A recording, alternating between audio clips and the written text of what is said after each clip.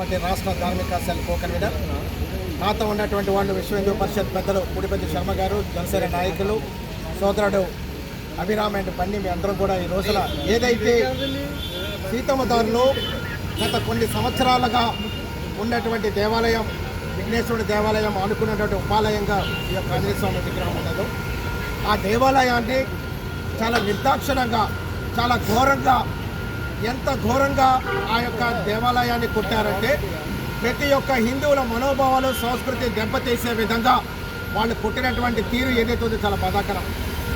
ఏ హక్కుతో మీ యొక్క దేవాలయాన్ని మీరు కొట్టారు? ఏ విధమైనటువంటి రాజకీయ ప్రోత్బలంతో ఈ యొక్క విగ్రహాన్ని కొట్టారు? ఈ యొక్క దీని వెనకాతల ఎవరున్నారు?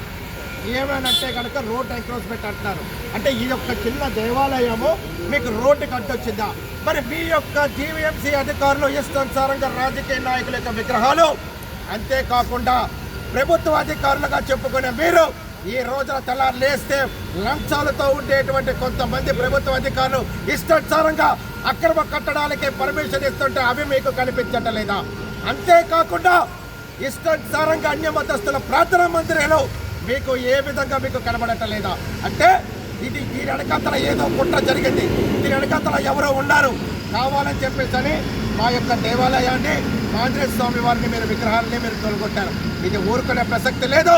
దీని వెనకాతల ఎవరున్నా సరే వెంటనే మా హిందువుల మనోభావాలు దెబ్బతీశారు కాబట్టి క్షమాపణ చెప్పాలా. వివిధ హైందవ సంఘాలతో కలుస్తున్నాం. ఏ పార్టీ వాళ్ళున్నా, ఏ ప్రభుత్వ అధికారులున్నా హెచ్చరిక జారీ చేస్తున్నాం.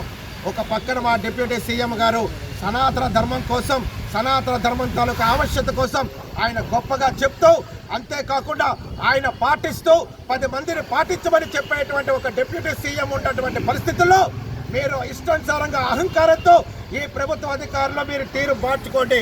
లేని పక్షంలో మీకు ఎటువంటి బుద్ధి చెప్పడానికైనా సరే కూడా మా హైందవ సంఘాలు ఉన్నాయి. దమ్ముందా రండి, మేము తీసుకొని వెళ్తాం. చర్చలు పగలకొట్టండి, మసీదులు పగలకొట్టండి. మీకు దమ్ముంటే ఆ నోటీసులు తీసుకోకుండా మీరు చెయ్యలేసే దమ్ము మీకు లేదు. అంతేకాకుండా రాజకీయ నాయకుల విగ్రహాలు, అక్రమ కట్టడాలు, ఇష్టానుసారంగా బిల్డింగ్ ప్లాన్లు ఇవన్నీ ఎక్కడి నుంచి వస్తున్నాయి? మీలో నిజంగా వీళ్ళందరికీ కూడా పర్మిషన్ ఉందా అని అడుగుతున్నాం. ఇది చేసింది తప్పు. మీ తీరును మార్చుకోండి. శ్రీరామనవమి లోప ఈ యొక్క విగ్రహాన్ని పునఃప్రతిష్ఠ చేయాలా? స్థానికులందరితో కూడా మేము మాట్లాడాం. వాళ్ళ తాలూకా సపోర్టు తోటి రానున్న రోజుల్లో మళ్ళీ మా ఆంజనేయ స్వామి వారు శ్రీరామనవమి రోజు ఆయన బంటుగా ఈ విగ్రహాన్ని పునఃప్రతిష్ఠ చేయాలా. ఏమైనా మార్పులు ఉంటే చేసుకుంటాం, కానీ విగ్రహాన్ని పొరగొట్టే హక్కు ఎవ్వడికి లేదు.